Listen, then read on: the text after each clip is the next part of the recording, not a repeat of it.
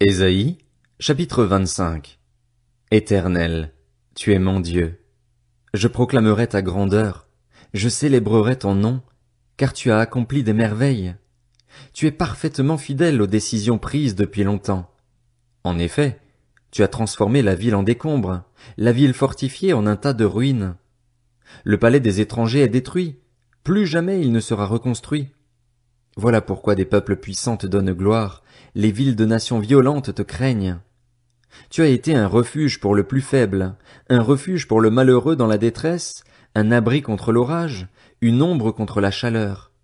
En effet, le souffle des hommes violents est pareil à l'ouragan qui frappe une muraille. Tout comme tu domptes la chaleur sur une terre brûlante, tu as dompté le tapage des étrangers. Tout comme la chaleur est contrecarrée par l'ombre d'un nuage, les chants de triomphe des hommes violents ont été contrecarrés. Sur cette montagne, l'Éternel, le Maître de l'univers, prépare pour tous les peuples un festin de plats succulents, un festin de bon vin, de plats succulents, pleins de moelle, de bon vin clarifié. Sur cette montagne, il détruira le voile qui est tendu sur tous les peuples, la couverture qui est déployée sur toutes les nations. Il engloutira la mort pour toujours.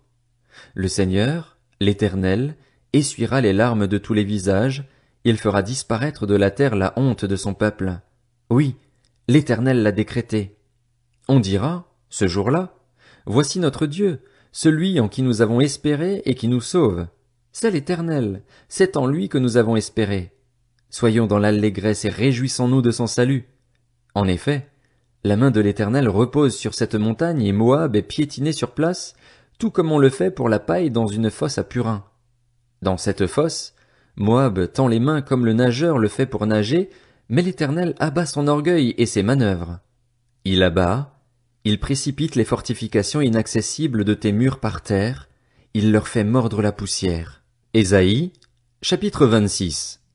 Ce jour-là, on chantera ce cantique dans le pays de Juda. Nous avons une ville bien fortifiée. Par ses murailles et son rempart, il nous accorde le salut. Ouvrez les portes et laissez entrer la nation juste, celle qui reste fidèle. À celui qui est ferme dans ses intentions, tu assures une paix profonde parce qu'il se confie en toi. Placez votre confiance en l'Éternel pour toujours, car l'Éternel, oui, l'Éternel est le rocher perpétuel.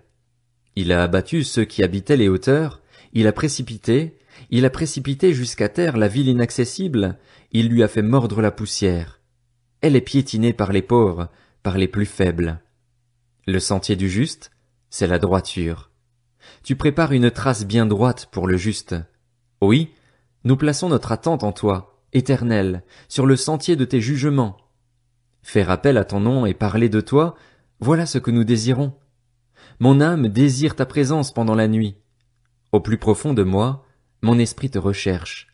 En effet, lorsque tes jugements s'exercent sur la terre, les habitants du monde apprennent la justice. Si l'on fait grâce aux méchants, il n'apprend pas la justice. Il s'adonne au mal dans le pays de l'intégrité et ne tient pas compte de la majesté de l'Éternel. Éternel, ta main est si haute qu'ils ne l'aperçoivent même pas. Ils verront ton amour passionné pour le peuple et ils en seront couverts de honte. Le feu dévorera tes adversaires. Éternel, tu nous assures la paix puisque tout ce que nous faisons, c'est toi qui l'accomplis pour nous. Éternel, notre Dieu, d'autres seigneurs que toi ont dominé sur nous, mais c'est grâce à toi seul que nous pouvons évoquer ton nom. Ceux qui sont morts ne reviendront pas à la vie, les défunts ne se relèveront pas, car tu es intervenu contre eux, tu les as exterminés et tu as fait totalement disparaître leurs souvenirs. Tu as fait grandir la nation, Éternel. Tu as fait grandir la nation, tu as fait resplendir ta gloire, tu as reculé toutes les frontières du pays.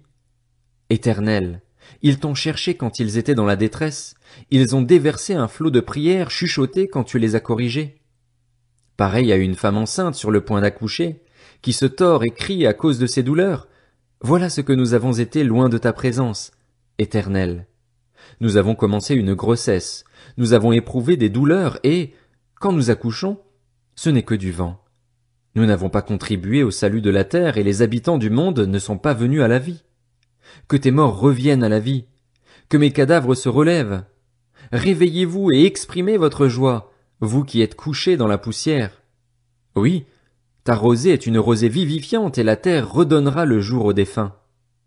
Va, mon peuple, entre dans tes appartements et ferme tes portes derrière toi. Cache-toi pour un petit moment, jusqu'à ce que la colère soit passée. En effet, voici que l'Éternel sort de sa résidence pour punir la faute des habitants de la terre. La terre dévoilera ses crimes, elle ne couvrira plus ses victimes. Ésaïe, chapitre 27. Ce jour-là, l'Éternel interviendra à l'aide de sa dure, grande et forte épée contre le Léviathan, ce serpent fuyard, oui, contre le Léviathan, ce serpent tortueux. Il tuera le monstre qui est dans la mer. Ce jour-là, entonnez à son intention un cantique sur la vigne excellente. Moi l'Éternel, je suis son gardien, je l'arrose à chaque instant. De peur qu'on ne l'attaque, nuit et jour je veille sur elle. Il n'y a pas de colère en moi, mais si je trouve des ronces et des buissons épineux à combattre, je marcherai contre eux, je les ferai disparaître tous ensemble, à moins qu'on ne me prenne pour refuge, qu'on ne fasse la paix avec moi, oui, qu'on ne fasse la paix avec moi. Dans l'avenir, Jacob prendra racine, Israël fera des fleurs et des rameaux et remplira la surface du monde de ses fruits. L'Éternel l'a-t-il frappé comme il a frappé ceux qui le frappaient? L'a-t-il tué comme il a tué ceux qu'il tuait? C'est avec mesure que tu l'as sanctionné de l'exil. L'Éternel l'a emporté par son souffle impétueux, un jour où soufflait le vent de l'Est. C'est ainsi que la faute de Jacob a été expiée, et voici le fruit du pardon de son péché. Quand il rend toutes les pierres des autels pareilles à des pierres de chaux transformées en poussière, les poteaux sacrés et les piliers consacrés au soleil ne se relèvent plus. En effet, la ville fortifiée est solitaire, c'est une maison délaissée, abandonnée comme le désert. Le veau vient y brouter, il s'y couche et mange les branches. Quand les rameaux sèchent, on les casse et des femmes viennent y mettre le feu. C'était un peuple dépourvu d'intelligence. Voilà pourquoi celui qui l'a fait n'a pas eu compassion de lui, celui qui l'a façonné ne lui a pas fait grâce. Il arrivera, ce jour-là, que l'Éternel procédera à un battage depuis le cours de l'Euphrate jusqu'au torrent d'Égypte, et vous serez ramassés un à un, Israélites. Ce jour-là, on sonnera de la grande trompette. Alors ceux qui étaient perdus en Assyrie ou réfugiés en Égypte reviendront et se prosterneront devant l'Éternel sur la montagne sainte, à Jérusalem. Ésaïe, chapitre 28. Malheur à la couronne éclatante dont sont fiers les ivrognes d'Éphraïm, à la fleur fanée qui fait l'éclat de sa parure sur la cime de la vallée fertile, à ceux qui s'enivrent de vin. Voici qu'arrive, de la part du Seigneur, un homme fort et puissant, pareil à un orage de grêle ou une tempête destructrice, à des trombes de pluie qui inondent tout. Il le jette sur la terre avec puissance. Elle sera piétinée, la couronne éclatante dont sont fiers les ivrognes d'Éphraïm. La fleur fanée qui fait l'éclat de sa parure sur la cime de la vallée fertile sera comme une figue précoce qu'on aperçoit avant la récolte. À peine dans la main, elle est aussitôt avalée. Ce jour-là, l'Éternel, le Maître de l'univers, sera une couronne majestueuse et une parure magnifique pour le reste de son peuple. Il sera un esprit de droiture pour celui qui siège au tribunal et une force pour ceux qui repoussent l'ennemi jusqu'à ses portes. Mais eux aussi, ils titubent sous l'effet du vin et les liqueurs fortes les égarent. Prêtres et prophètes titubent sous l'effet des liqueurs fortes, ils sont troublés par le vin, ils s'égarent à cause des liqueurs fortes. Ils titubent en prophétisant, ils vacillent en rendant leur verdict. Toutes les tables sont pleines de vomissements infects. Il n'y a plus aucune place intacte. Ils disent, à qui veut-il enseigner la connaissance?